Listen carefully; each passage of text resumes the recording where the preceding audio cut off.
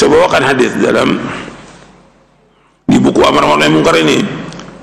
Diriwayatkan dari Hudzaifah radhiyallahu an, tu'radul fitanu, kata Hudzaifah radhiyallahu an, ia berkata, aku mendengar Rasulullah SAW bersabda, tu'radul fitanu 'alal qulubi kal hasiri 'udan 'uda, fa ayyu qalbin ushribaha nukita fi nuqtatun sauda, wa ayyu qalbin ankaraha nukita fi nuqtatun bayda, hatta tasira ala qalbaini ala abyadha mithli safa, fala tadurruhu fitnatun ma damatis samawati wal ard, wal akharu aswadu murbadan kalkuzi mujakhiyan la ya'rifu ma'rufan wa la yunkiru munkaran illa ma ushriba min hawahu. Rasulullah sallallahu alaihi wasallam bersabda, fitnah-fitnah itu menempel di hati manusia ini seperti tikar yang dianyam, sehelai demi sehelai, sebatang demi sebatang. Hati siapa yang mencintainya, niscaya timbul bercak atau nokta hitam dalam hatinya. Dan hati yang mengingkarinya, artinya menolak fitnah tersebut, niscaya hatinya akan tetap putih cemerlang. Sehingga hati itu menjadi dua. Yang pertama yaitu hati yang putih seperti batu yang halus lagi licin, tidak terfitnah, yang tidak ada fitnah yang membahayakannya selama masih ada langit dan bumi. Dan satu lagi yaitu hati yang hitam legam bagaikan belanga yang tertelungkup, seperti belanga atau apa, tempat yang besar itu yang tertelungkup, tidak mengetahui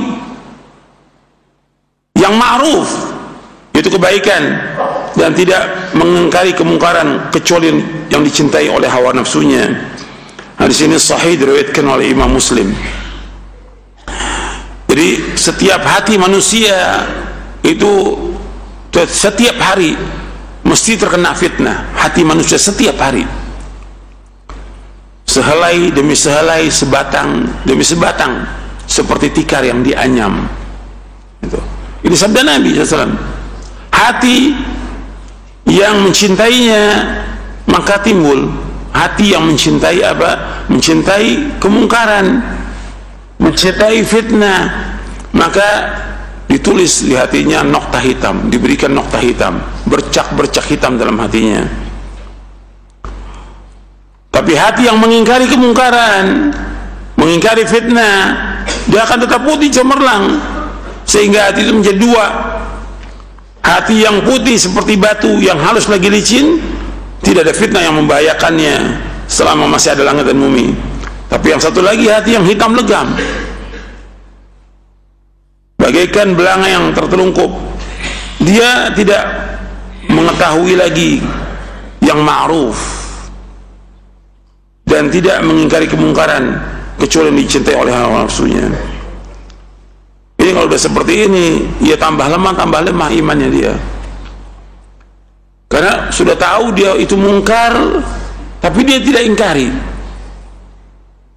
Jadi hatinya lemah. Maka antum perhatikan tuh, orang kalau sudah tidak mengingkari perbuatan dosa dan maksiat, maka tambah lama hatinya tambah hitam. Lama-kelamaan dia nggak akan mengenal lagi yang mana yang ma'ruf, yang mana yang mungkar.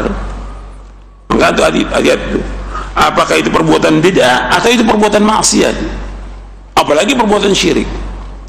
Dia wajib mengenal itu dan wajib mengingkarinya. Kalau tidak, maka akan merusak hatinya dia.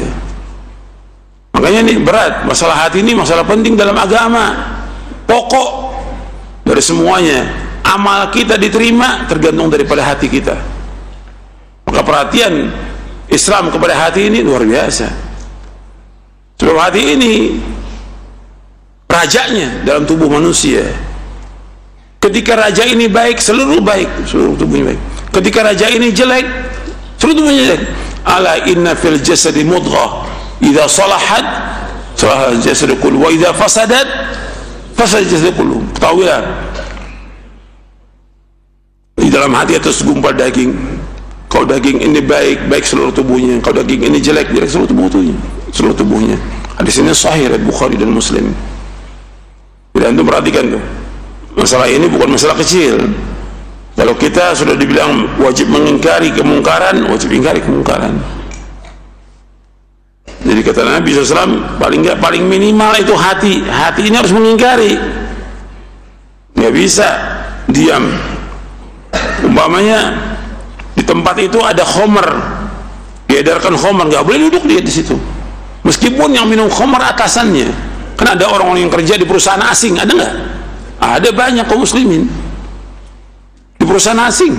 Kadang-kadang disuruh nemenin dia atasannya. Ada khamar, nggak boleh duduk situ dia. Tidak boleh. Itu ada hadis Nabi. Nabi bersabda SAW, "Man kana yu'minu billahi wal yawmil akhir fala yajlis ala ma'idatin yudaru 'alaiha al-khamr."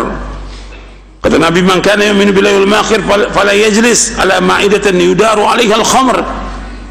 Nabi bersabda, barang siapa yang beriman kepada Allah dan hari akhir, maka nggak boleh duduk di atas meja yang dihidangkan padanya khamr. Hadis ini hasan riwayat Imam Tirmidzi. Jadi hukumnya haram kita duduk di tempat yang di situ diedarkan khamr. Ini khamr jelas-jelas maksiat. Apalagi di situ diadakan bid'ah di tempat itu, nggak boleh duduk di dalamnya bersama orang itu, nggak boleh. Banyak lagi yang lain. Setelah kita lanjutkan. Jadi demikian penjelasannya. Maksudnya dalam hadis ini tidak mengingkari, tidak ada lagi iman seberat biji sawi, bukan berarti dia keluar dari Islam, bukan dia kafir, tidak. Ini udah yang paling lemah sudah.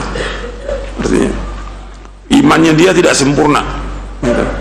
Dan semakin hari semakin lemah, gitu. Kan banyak ada orang-orang Islam yang tidak mengingkari kemungkaran, tidak, tambah lemah, sehingga dia tidak tahu tentang yang mana yang ma'ruf, yang mana yang mungkar. Kemudian Rasulullah SAW bersabda, "Sayakunu fi akhir ummati unasun yuhadithunakum malam tasma'u antum wala abakum fa iyyakum wa iyyahum." Rasulullah SAW bersabda, "Sayakunu fi akhir ummati unasun yuhadithunakum ma lam tasma'u antum wala abaukum fa iyyakum wa iyyahum." Akan datang nanti di akhir umatku orang-orang berbicara kepada kalian apa-apa yang belum pernah kalian dengar. Begitu pula bapak-bapak kalian belum pernah mendengarnya pula. Maka hati-hatilah kalian terhadap mereka. Hadis ini sahih, diriwayatkan oleh Muslim dalam muqaddimah sahihnya. Jadi hati-hati dengan orang-orang yang menyampaikan kepada kalian yang nggak pernah dengar oleh kalian dan juga oleh bapak kita. Contoh, ya, seperti mengatakan semua agama itu sama, semua agama itu baik. Belum pernah ada di zaman dulu orang ngomong seperti ini, belum pernah ada. Kita nggak pernah dengar yang seperti ini. Atau mengatakan Allah itu di mana-mana, belum pernah ada di zaman sahabat, tabi'in, tabi'ut tabi'in, nggak pernah ada, tidak pernah ada. Mengatakan Allah di mana-mana nggak ada. Allah sudah menyebutkan jelas dalam Al-Quran, Ar-Rahmanu ala arsyistawa. Allah istiwa di atas arsy. Jelas-jelasnya, nggak sulit untuk memahaminya. Bahkan seorang budak pun ketika ditanya oleh Nabi SAW, "Aina Allah?" Di mana Allah? Fis sama. Allah di atas langit, di atas arsy. Seorang budak. Jadi hati-hati nih orang-orang yang, dan ini banyak sekarang ini yang seperti ini, nggak pernah kita dengar di zaman dulu, nggak ada. Sama seperti yang tadi itu, yaitu mengatakan semua agama sama, semua agama baik. Apa enggak dia baca Al-Quran, inna dina indallahil Islam? Apa dia enggak baca wa may yabtaghi ghayra al-islam dinan fala yuqbala minhu wa huwa fil akhirati khasirin? Orang yang mencari agama selain Islam akan tidak akan diterima, dan di akhirat dia termasuk orang yang merugi. Jelas nasnya.